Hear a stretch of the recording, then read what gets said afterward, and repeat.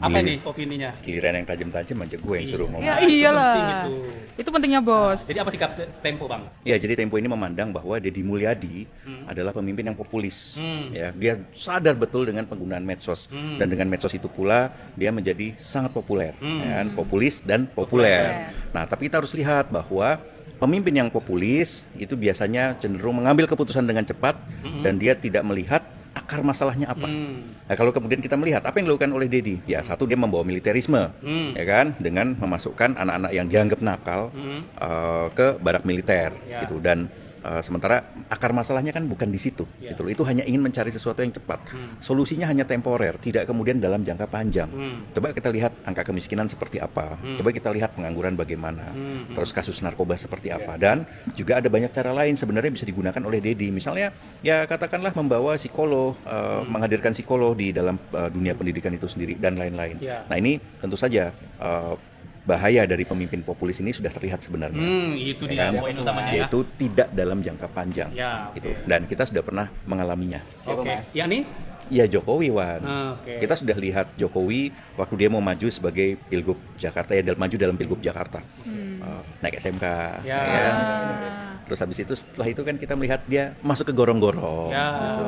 Ya, banyak orang terkesima dengan apa yang dilakukan oleh Jokowi. Nah, ini memang dampak dari kepemimpinan yang populis itu semacam itu, gitu. Dan rasanya sudah cukup ya kita punya pemimpin yang semacam itu. Tapi kita harus melihat pemimpin yang lebih bisa menyelesaikan persoalan dalam jangka panjang. Dan Deddy Mulyadi dia sebaiknya juga menempuh cara semacam itu, yaitu melihat data, membaca data seperti apa, terus kemudian juga mencari solusi jangka panjang, bukan hanya solusi-solusi yang temporer. Banyak yang akhirnya bertanya, apakah metode ini benar-benar efektif untuk men-tackle akar permasalahan? Saya Verrel Bramasta, anggota DPR RI Komisi 10 dari daerah pemilihan Jabar 7. Saya sepakat bahwa pendidikan karakter adalah fondasi penting untuk membangun generasi muda.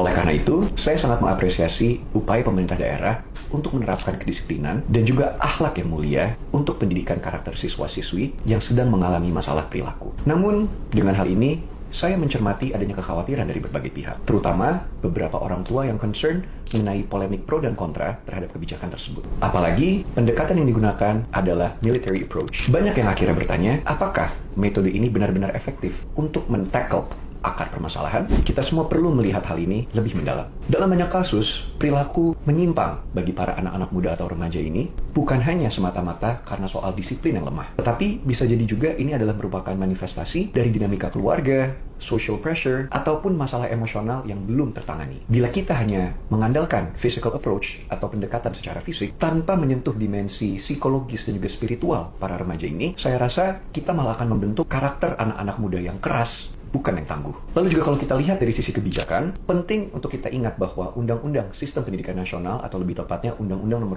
20 Tahun 2003, tidak ada dalam undang-undang tersebut yang mengatur atau mengharuskan siswa atau siswi untuk pindah ke barak militer sebagai bentuk edukasi. Sementara itu, kalau kita berkaca kepada Undang-Undang Perlindungan Anak, yaitu Undang-Undang Nomor 35 Tahun 2014, menyatakan bahwa anak yang berhadapan dengan hukum ataupun anak-anak yang menunjukkan perilaku yang menyimpang termasuk dalam kategori anak-anak yang membutuhkan perlindungan khusus yang penanganannya seharusnya melibatkan banyak stakeholders seperti lembaga sosial dan pendidikan, counselor, pihak orang tua, ataupun berbagai stakeholders lainnya dan bukan melalui instansi militer. Sejumlah pemerhati pendidikan juga mengingatkan saya bahwa layaknya seorang dokter, kita perlu terlebih dahulu mendiagnosa akar permasalahan ataupun penyakit dari pasien sebelum mereka menentukan metode untuk mengobatinya. Jangan sampai niat yang baik tidak selaras karena dengan cara yang tidak tepat. Sebagai wakil rakyat dari daerah ini, saya rasa penting untuk kita semua bisa mencermati persoalan ini dengan baik. Tentunya mengenai pendekatan pembinaan yang akan diterapkan. Setiap intervensi terhadap perilaku anak tentu perlu mempertimbangkan interaksi mereka dengan lingkungan sosial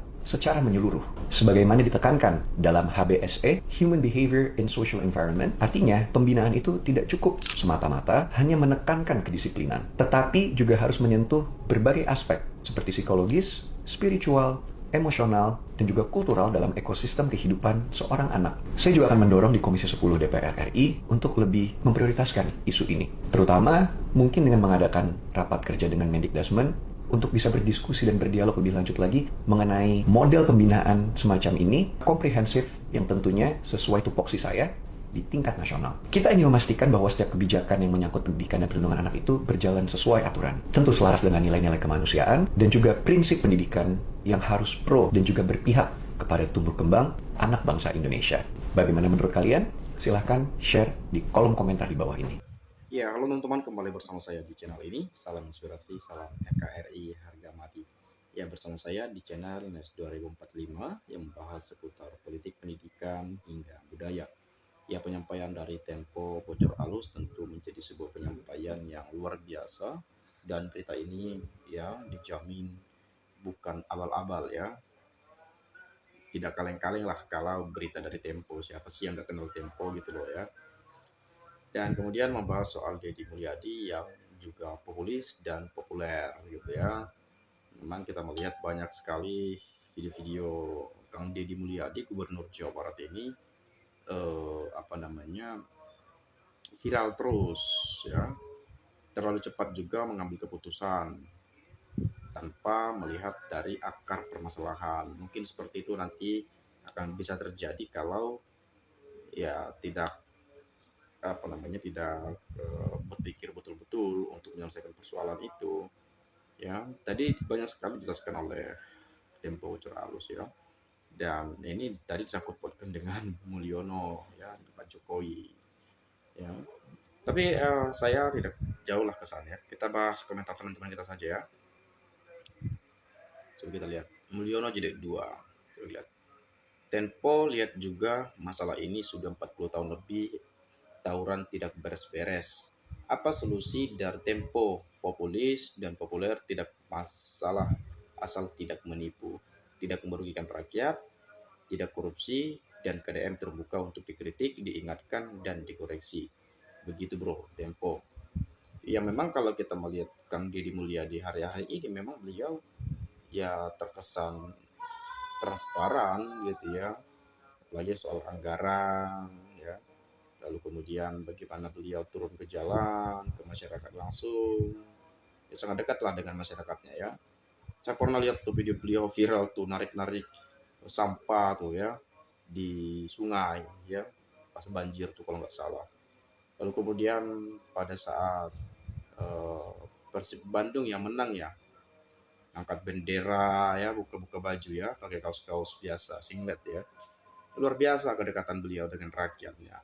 Apalagi soal berbicara anggaran kemarin dari pusat sekian triliun ya, lalu kemudian disangkut pautkan seperti Jakarta bagi sebesar sekian puluhan triliun dan seterusnya, jika dibagi ini per keluarga dapat 10 juta, katanya seperti itu ya.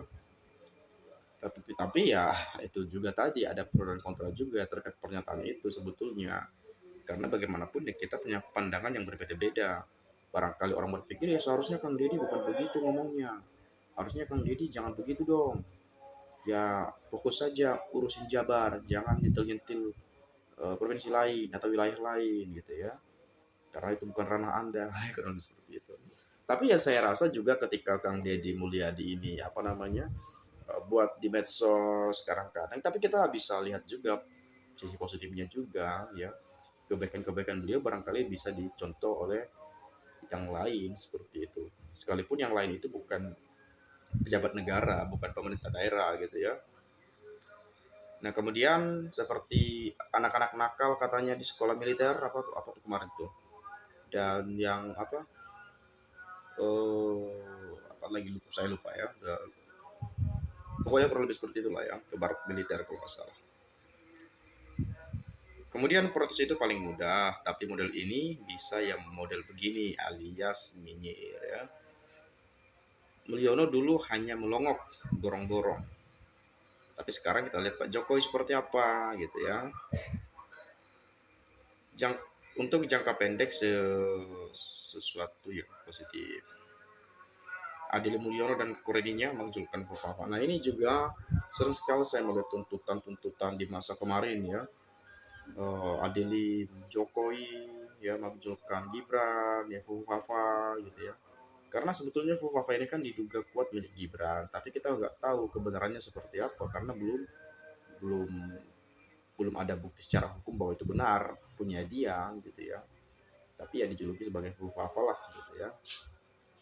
Dan tidak hanya itu, kemarin juga beberapa waktu yang lalu ada bukan gugatan, tapi dari Forum Purnawirawan ya untuk mengganti wakil presiden lewat MPR. Tuh ada tuh kemarin tuh sempat juga tuh ya petisi yang dihasilkan dari forum yang sudah dilakukan. Kemudian KDM pengen jadi presiden, lah coba itu Raja Sunda merakyat demi pencitraan. Contoh pemimpin populis mirip Mulyono. Ya, Pak Jokowi ya memang jangan di apa ya, popularitasnya kan sangat luar biasa. Dan sampai sekarang masih aktif juga saya lihat ya. Masih eksis lah Pak Jokowi. Tetap eksis. Dan tapi ya saya rasa ya is okay lah asal tidak mengganggu pemerintahan ini saja. Dan kita punya satu presiden gitu ya. Nggak ada presiden dua, hanya satu. Ya ada wakilnya juga, ada menterinya juga, meskipun banyak problem, banyak dugaan-dugaan ini loyalisnya kemana nih, karena ya pernah dipakai Jokowi juga 10 tahun pas menjabat itu gitu ya. Lalu kemudian ya banyak juga yang mengatakan ya menteri-menteri titipan Jokowi diganti aja, di dibuang aja dari kabinet, diganti saja tuh katanya seperti itu. Dan kemudian soal ijazah palsu hari-hari ini ya masih tetap jadi polemik, masih genting juga, masih panas juga. Bahkan sudah bawa ke ranah hukum yang padahal sebetulnya ya tinggal tunjukkan saja ijazah itu kan sudah clear sebetulnya. Tetapi ya itu tadi kita nggak tahu persoalannya di mana, kenapa sampai sekarang tak muncul ijazah itu ke permukaan. Nah mungkin teman-teman punya jawabannya, ya bolehlah silakan disampaikan di komentar pada video ini. Mungkin dari saya itu saja ya. Terima kasih sekali lagi, saya ucapkan salam inspirasi, salam NKRI, harga mati.